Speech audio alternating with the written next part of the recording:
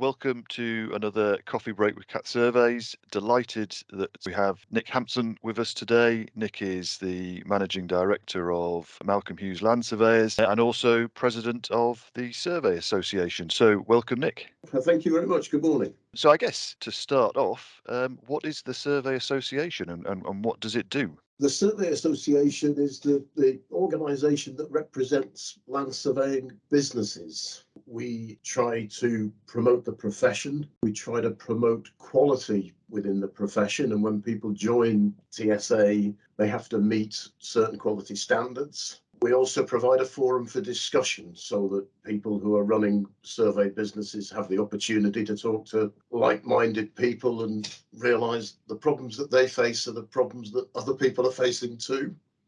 And we also, we do two other things really. We liaise with RICS and with ICES so that the profession is working together. And we provide educational services through the survey school, which trains land surveyors and utility surveyors to understand the basic fundamentals of what we do. We've obviously come out of a couple of years of a fairly tumultuous time. So I'd be really interested to hear what the next couple of years holds for the TSA. What are your kind of strategic ambitions for the short term? Well, we've had 2 years where we've been unable to meet with people. So we are starting to reconnect with some in-person meetings, and we've now had 2 in-person meetings, including the AGM in March. And we're seeking just to provide some continuity. We have 2 real priorities at the moment. One is that we want to try and develop the profession's image. I think we're a very small profession in terms of the number of us that are practicing, and we are trying to give ourselves a higher profile with government and also give TSA a higher profile with clients so that the organisation is better known and better understood. And the second priority is to deal with the skills shortage. We all know that it is very difficult to find new staff and to find youngsters who want to join the profession. And we are trying to develop some initiatives that will help with that, particularly with contact with secondary school students, to show them what we do and to encourage them to join us. Really interesting that kind of skills challenge, because I think, talking to the industry, everyone is facing that challenge at the moment about bringing people into the profession. But just really interested to hear your thoughts on how you think we can really address that, because it's something which is very complex in my view. I'm not sure it's got an easy answer. So what are your thoughts on that? It definitely doesn't have an easy answer. And whatever we do will have to be a very long-term plan because nothing is going to change quickly. But our intention is to develop activities that are directly linked to the geography and, more importantly, I think, maths curriculum in secondary schools so that we can provide materials for secondary school teachers that relate to surveying, but also relate directly to the curriculum, so they're easy to slot into lesson plans. Right, okay, so actually getting to potential new recruits actually at school age rather than after they've graduated from university, after they've already been in jobs, actually getting to them young to try and kind of plant that seed. That's what we believe we need to do, but plainly that is going to be a 5 to 10 year plan to see it come to fruit, but that's what we believe we need to do. Oh, fantastic. That'll take some close engagement with government and Department for Education and critical stakeholders. But yeah, a really good challenge to have, I think. We're aiming at mathematics partly because government is very keen to encourage STEM subjects and careers associated with STEM subjects. So we think linking to the maths curriculum will really help us and maybe allow us to get some government support via the Geospatial Commission to help us in what we're doing. Okay. Yeah, really interesting. I'd be interested to see how that progresses over the next couple of years. And what do you think are the kind of critical challenges the industry faces in the future, the surveying industry? Well, aside from the current economic uncertainty, which will always come and go, the key thing is the skills shortage. It is the biggest challenge that faces us, is not having enough people to do the work. So currently, that's the biggest challenge. TSA has also been starting a bit of an initiative with regard to prices and the prices that member companies charge. We've carried out a poll to get some feedback and some information on what fee rates are actually being used.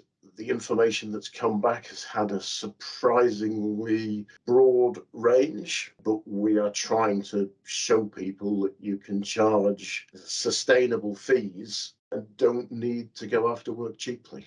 So that's one of the things that we are trying to change within the profession. And I think it's affected by the huge variation in size of businesses, from small businesses that have very few staff and are turning over a few £100,000 to bigger businesses like the one that I run, which is turning over several £1,000,000. So that's a challenge in itself, to just develop awareness that you can actually charge more. Yeah, I think one of the interesting issues that the whole profession faces is the profile of the industry, because as you rightly say, it's quite a small industry, but it plays a critical part in the beginning of nearly every civil engineering project.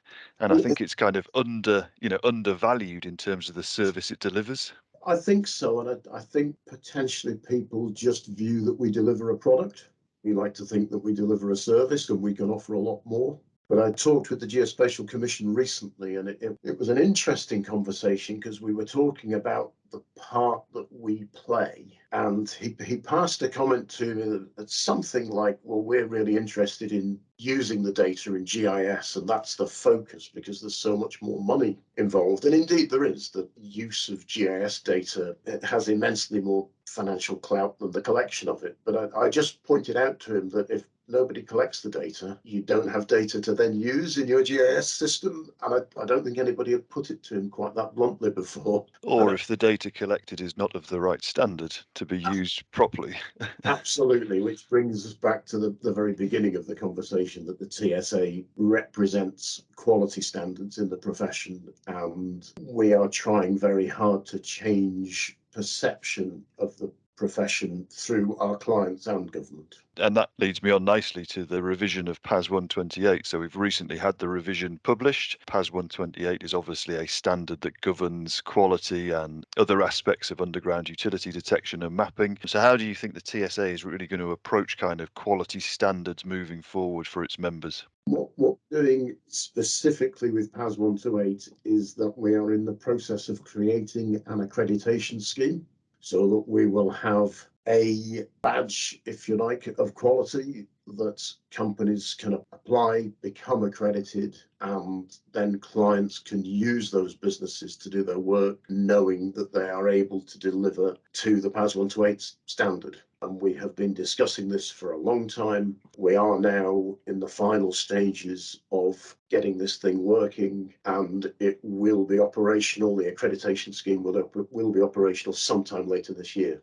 We think that feeds in quite nicely to the work that NUAR are doing, which has a lot of government support. And we think once the accreditation scheme is running, that will give us more influence when talking to NUAR about the use of our data in their database. Yeah, fantastic. I mean, it's a really interesting development, the whole idea of NUR and access to data and the collection of data and how data becomes useful in that environment. So I think that's it's really important that the TSA can be a voice in that discussion and a leading voice. But that's fantastic. Thank you very much. That's been really insightful. I'm looking forward to seeing the TSA in action over the next couple of years. And thank you very much for your time, Nick. Okay, thank you.